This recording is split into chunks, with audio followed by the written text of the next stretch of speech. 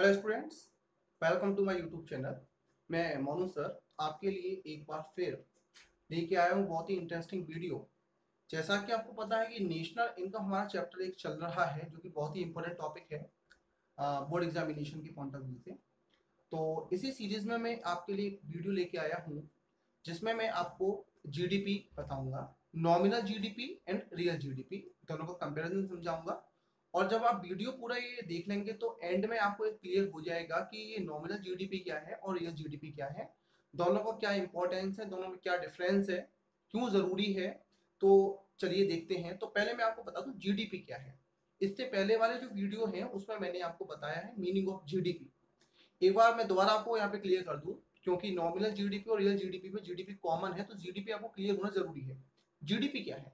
GDP means total income of a particular country during a particular accounting year. Means कि एक particular year में मैंने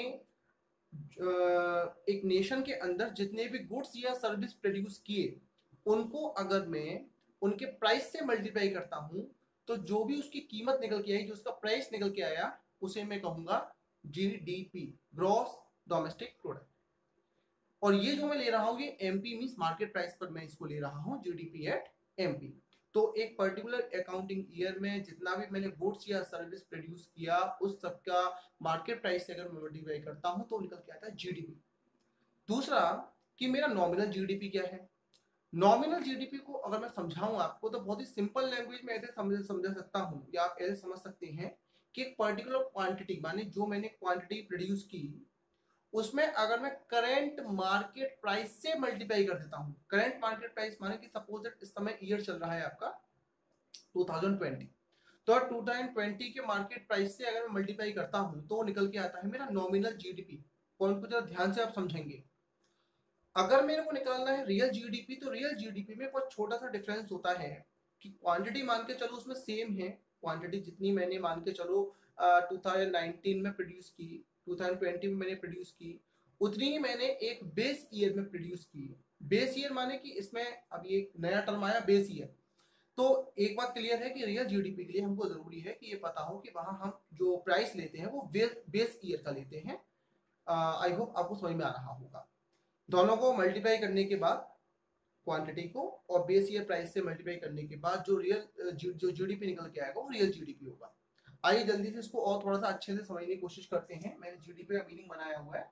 GDP का meaning क्या है? GDP is the total value of all goods and service. Mean मेरे India के अंदर ये ज्योग्राफिकल बाउंड्री के अंदर जो कुछ भी मैंने गुड्स और सर्विस प्रोड्यूस की in the economy in a given period of time, means कि वो टोटल वैल्यू गुड्स और सर्विस की जो मैंने एक गिवन पीरियड में माने एक अकाउंटिंग पीरियड में माने एक साल में जितना भी मैंने प्रोड्यूस किया उसकी टोटल वैल्यू उसको मैं कहूंगा जीडीपी। दूसरा बता रहा हूं आपको नॉमिनल जीडीपी। नॉमिनल जीडीपी क्या है? Nominal GDP refers to an estimate of the total value of an economy's production and service usually considered over a 1 year period।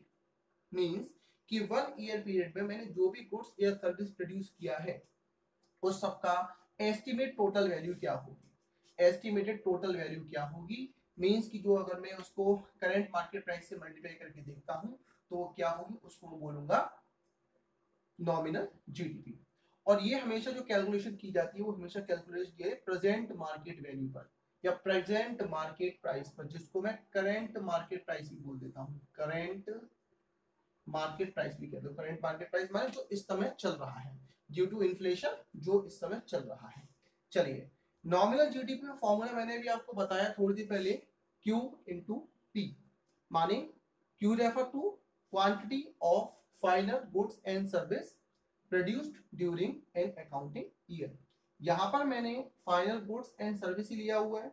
इससे पहले वाले लेक्चर में मैंने आपको क्लियर किया था कि दो तरीके के गुड्स हैं आपके सामने, intermediate goods and final goods. लेकिन जीडीपी के कैलकुलेशन के लिए हम केवल क्या लेते हैं, फाइनल गुड्स एंड सर्विस को ही कैलकुलेट करते हैं, इसलिए मैंने इसमें फाइनल गुड्स एंड सर्विस लिया हुआ है।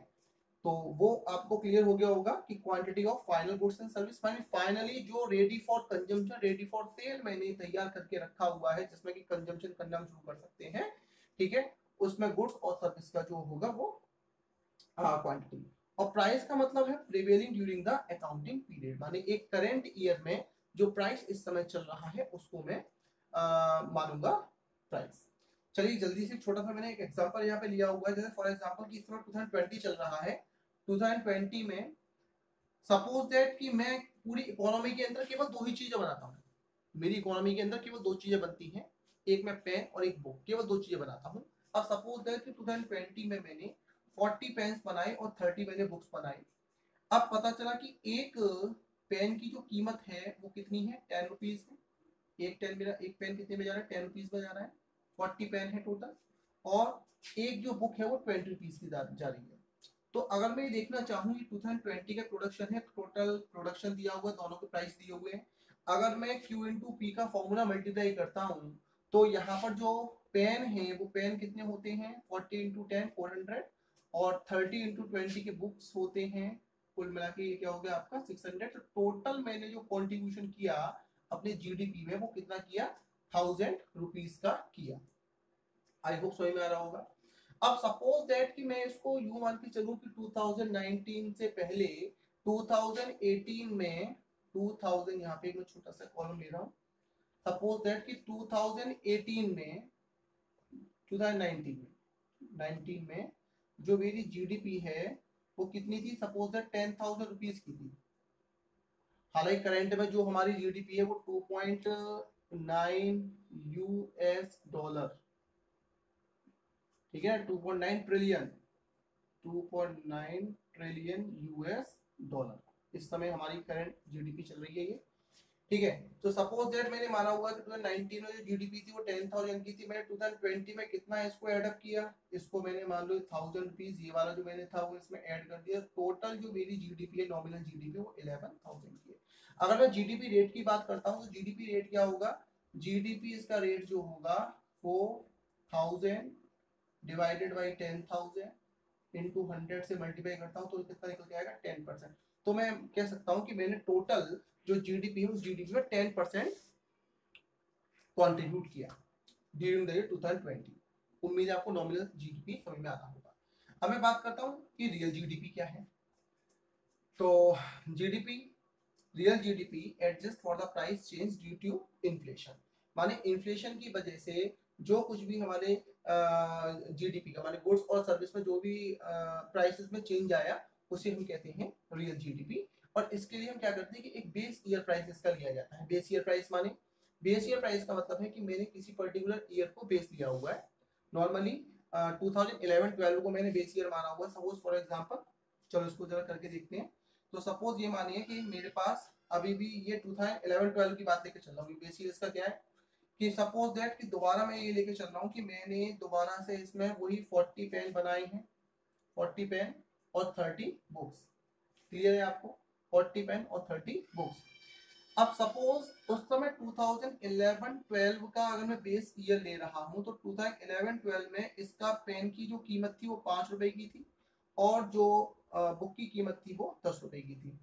तो इसका मतलब जो जीडीपी निकल के आती है वो क्या होती है कि 40 पेन 5 रुपए के हिसाब से कितने के होते हैं, 200 रुपए के होते हैं, और 30 बुक 10 रुपए के साथ 300 की। मैं टोटल माने 500 रुपीज का मैंने कॉन्ट्रीब्यूशन दिया। ये रियल जीडीपी है। तो रियल जीडीपी के हिसाब से अगर मैं देखता हूं कि अब इसको अगर मैं कंपेयर करता हूं कि 2020 में 2019 में इसकी जो जीडीपी थी वो कितनी थी, 19 में जीडीपी थी वही थी, मैंने बताया 10,000 रुपीज की थी, ठीक है। और ये मैंने 11-12 का जो बेस ईयर लिया है इसके हिसाब से कितना कॉन्ट्रीब्यूशन में दिया, 500 की। तो टोटल यहाँ पर जो जीडीपी अब होती है 10,500। तो रियल में मैंने जो जीडीपी में कंट्रीब्यूशन दिया वो 10,500, माने 500 का कंट्रीब्यूशन दिया कितने पर, 10,000 पर। तो 100 पर कितना दिया होगा, 5% का दिया होगा। ये है आपका रियल जीडीपी। तो देखने में तो कैसा लग रहा है कि मैंने जीडीपी में 10% का कंट्रीब्यूशन दिया, मैंने 10 से 11 को किया, लेकिन रियल में वो जो जीडीपी है वो रियल में मैंने केवल 5% ही ट्रांसफर कंट्रीब्यूट किया। ये बहुत क्लियर है। क्यों जरूरी है ये भी आपको बता दें कि जैसे सपोज दैट कि अगर आपको कंट्री टू कंट्री, एक देश से दूसरे देश का अगर आपको जीडीपी कंपेयर करना है तो उसके लिए हम हमेशा रियल जीडीपी को चूज करते हैं। रियल, तो जैसे इस समय मैं बात करता हूँ कि हमारा इस समय जो करंट जीडीपी है वो क्या है, करंट 2.9 ट्रिलियन यूएस डॉलर का हमारा जीडीपी है। तो उम्मीद है आपको ये समझ में आ रहा होगा जो मैं आपको कहना चाह रहा हूँ। तो ये रियल जीडीपी है। हमेशा जब कंपेयर करते हैं टू कंट्रीज के लिए तो रियल जीडीपी लेते हैं। और सपोज दैट कि अगर मैं क्वार्टर टू क्वार्टर, अगर क्वार्टर टू क्वार्टर में अगर कंपेयर करता हूँ, क्वार्टर टू क्वार्टर अपने ही उसका, जैसे 1 ईयर में 4 क्वार्टर्स होते हैं, क्वार्टर टू क्वार्टर में कंपेयर करना चाहता हूँ अपनी ही जीडीपी को, तो उसके लिए मैं नॉमिनल जीडीपी को चूज करता हूँ। ये आपको समझ में आया होगा, ठीक है। दूसरा अगर मैं इसमें और कंपेयर करना चाहूँ तो आपने देखा कि यहाँ पर नॉमिनल जीडीपी निकालना बड़ा ही इजी है, नॉमिनल जीडीपी का कैलकुलेशन करना बड़ा इजी है। और रियल जीडीपी को निकालने के लिए आपको जरूरी है पता होना इसका बेस ईयर प्राइस। अच्छा दूसरा क्या है ना कि बेस ईयर प्राइस जो होते हैं हमेशा 5 6 7 सालों में हमेशा बदलते रहते हैं। कैसे बदलते रहते हैं भाई, बहुत सी चीजें ऐसी हैं जो 2020 में मैंने नए प्रोडक्शन किए, और जबकि मैं 11 12 का इसका बेस ईयर ले रहा हूँ, तो हो सकता होगा कि ये 2011 12 में ये वाला तो जो आइटम हमने अभी बनाया वो 11 12 में तो नहीं रहा होगा। तो ये हमेशा इसका जो बेस ईयर होता है वो चेंज होता रहता है। 11 12 से भी पहले बेस ईयर इन्होंने लिया, कौन सा 4 5 का बेस ईयर था मान के चलो, ठीक है। तो मतलब ये बेस ईयर हमेशा चेंज होते रहते हैं, किसके लिए, रियल जीडीपी के लिए।